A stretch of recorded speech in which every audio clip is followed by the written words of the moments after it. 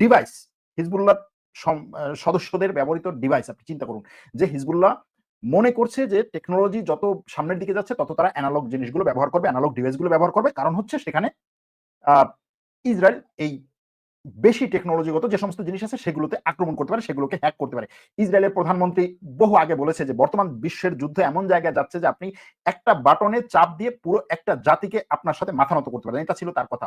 এবং তিনি সেখানে বলেছেন যে এটা সাইবার হ্যাকিং এর মাধ্যমে করা সম্ভব। দেখুন ডিভাইসগুলো কিনছে। পেসার ডিভাইস বলুন, তারপরে হচ্ছে ওয়াকি-টকি বলুন, ডিভাইসগুলো হিজবুল্লাহ কিনবে, কেনার সিদ্ধান্ত নিয়েছে। অর্থাৎ তারা স্মার্টফোন ব্যবহার করবে না, আর অ্যানালগ ডিভাইস ব্যবহার করবে এই সিদ্ধান্ত তারা নিয়েছে বা এই সিদ্ধান্ত তারা নিতে যাচ্ছে তখনই ইসরায়েল এটা জেনে গেছে। জেনে সে কি করেছে যে এই ডিভাইসগুলো কার কাছে আছে, বিশ্বে কে তৈরি করে তাদের সাথে যোগাযোগ করেছে। সরাসরি না, ভিন্ন দেশে কোম্পানি খুলে কোথায় কোম্পানি খুলেছে, হাঙ্গেরিতে কোম্পানি খুলেছে, নরওয়েতে কোম্পানি খুলেছে, তারপরে হচ্ছে বুলগেরিয়াতে কোম্পানি খুলেছে। কোম্পানিগুলো খুলে তারপরে এই অঞ্চলের ডিলারশিপ সে নিয়ে নিয়েছে। তাইওয়ানের কোম্পানি সে এই অঞ্চলের ডিলারশিপ নিয়ে বলেছে যে তুমি এই অঞ্চলে যে সমস্ত এই ডিভাইস যার কাছে বিক্রি করা আমার কাছ থেকে বিক্রি করবা, অ্যাসেম্বল আমি করব।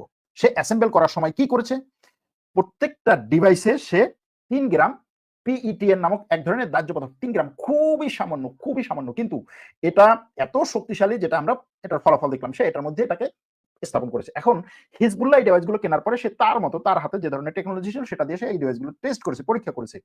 এই ডিভাইসগুলো পরীক্ষায় কোন ধরনের হচ্ছে কি বলে, যদি স্বাভাবিকভাবে বলি, ধরুন এয়ারপোর্ট থেকে যেতে বা কোন এক জায়গায় যেতে যে মেটাল ডিটেক্টর আছে, কোন ডিটেক্টরের শব্দ করে নাই, তার মানে হচ্ছে এটা নিরাপদ। কিন্তু এই সামান্য পরিমাণ আ দাহ্য পদার্থ পুরো বিস্ফোরণ ঘটিয়ে সেটাকে সে যে লোক ব্যবহার করেছে তার এবং তার আশেপাশের মানুষকে ক্ষতি করতে সামর্থ্য হয়েছে। সেটা আপনি কিনে এনেছেন।